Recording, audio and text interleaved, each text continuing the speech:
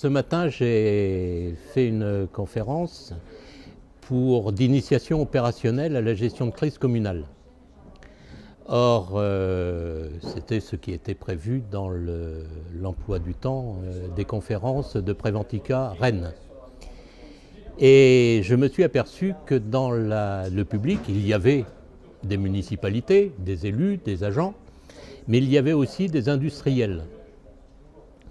Et bon, moi, en tant que gestionnaire de crise, quand j'ai commencé à écrire situation de crise, se préparer, faire face, pour les industriels, pour les opérateurs et pour toute personne qui ont à gérer un événement exceptionnel. Parce que, je le répète, la meilleure des gestions de crise, c'est celle qui vous empêche d'être en crise.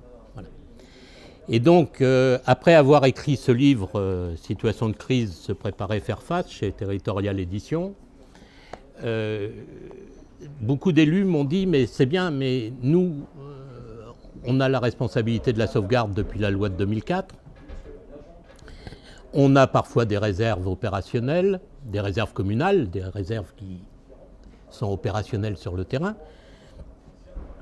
et nous, on n'a pas de formation. On n'est pas militaire, on n'est pas pompier, on n'est pas policier. Certains élus sont médecins, certains élus sont cultivateurs, certains élus sont instituteurs. Ils n'ont pas été formés à la gestion opérationnelle. Et donc, à partir de mon premier livre, j'ai fait un deuxième ouvrage d'initiation opérationnelle, c'est-à-dire d'expliquer aux gens qui ont une responsabilité opérationnelle, de direction, pas de commandement, hein, de direction opérationnelle, le b.a.-ba, le pourquoi des choses. Pourquoi donne-t-on un ordre? Comment donne-t-on un ordre? Comment évalue-t-on un compte-rendu? Comment organise-t-on un poste de commandement? Comment on organise des équipes opérationnelles, etc. etc. Et donc, j'ai commis ce deuxième manuel qui s'appelle « Conduire les opérations communales de sauvegarde ». Et ce matin, donc, mes industriels qui étaient là, je m'attendais à voir que des élus et des agents. Je leur ai demandé, mais vous n'êtes pas trompés, c'était mon autre conférence, il fallait venir. Et ils m'ont dit, ben non, nous, ce qui nous intéresse dans votre approche vers les communes, vers les élus, c'est justement le fait que nous sommes des spécialistes, donc on va plutôt lire votre premier ouvrage, mais nos chefs, nos dirigeants ne sont pas obligatoirement des opérationnels qui ont été formés à la gestion d'événements exceptionnels, et qui plus est, à la gestion de crise.